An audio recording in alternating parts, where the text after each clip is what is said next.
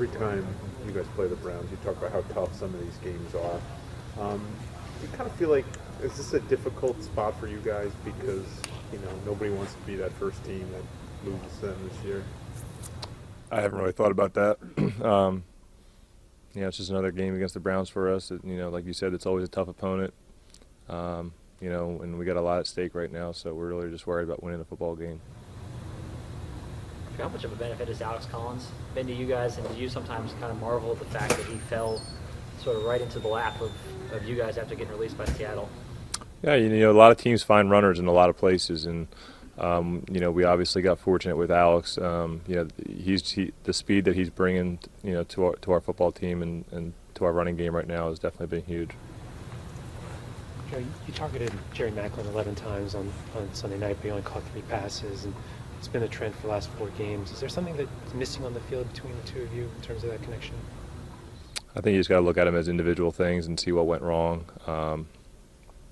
There's little things. I mean, I can think of one of the targets was on 3rd down, and his rule is to run out, and I'm about to get hit by Watt on the left side. I'm really just throwing the ball away.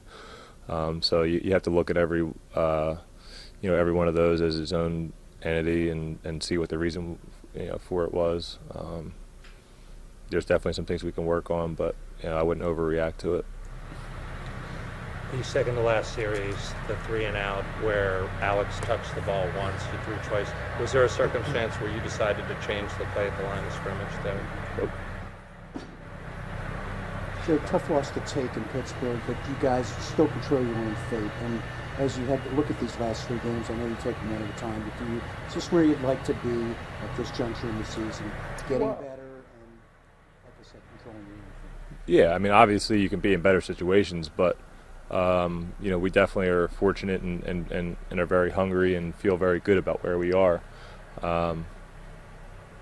Obviously, like I said, it could be better for us at this point, but we're excited about the opportunity. Last couple of weeks, the offense has really been more efficient. You look more comfortable. Everything's kind of flowed a lot better. Even coming out of a loss like that, do you feel like, all right, we're building and getting to where we need to be?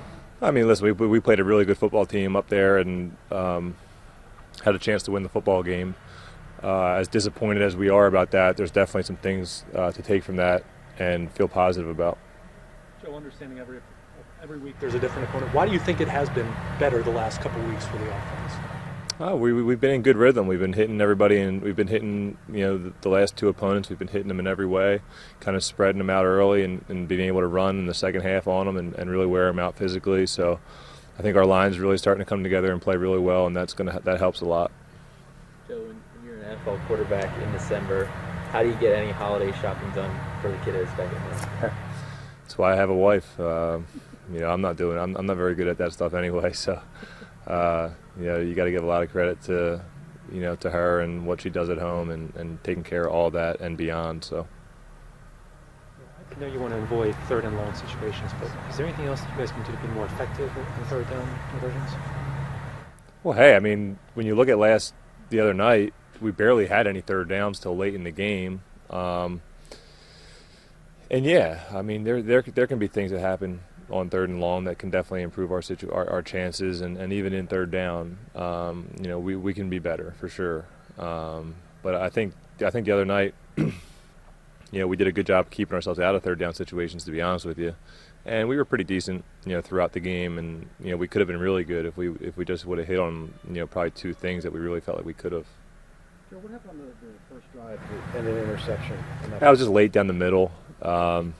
He kind of popped open, but it kind of happened to tick late, and I kind of saw him do that, and for some reason it was a bad decision.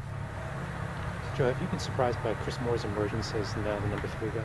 Not really. Chris is a really good player. I mean, and the fact that he's been out there and doing it for a couple of weeks now, he's really starting to feel that groove and get that confidence. You could see it, and that's what it's all about. I mean, you have to go out there in this league and prove to yourself and your teammates that you can do it. And when you do that, when you're finally able to break through and do that, then you can always take off to another level.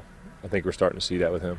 Besides the addition of Garrett, any other changes you've noticed on film from the Browns from the first time you faced them? Hey, teams as the year goes on, they go in and out of phases of doing certain things and other things. You know, these guys are a good defense, man.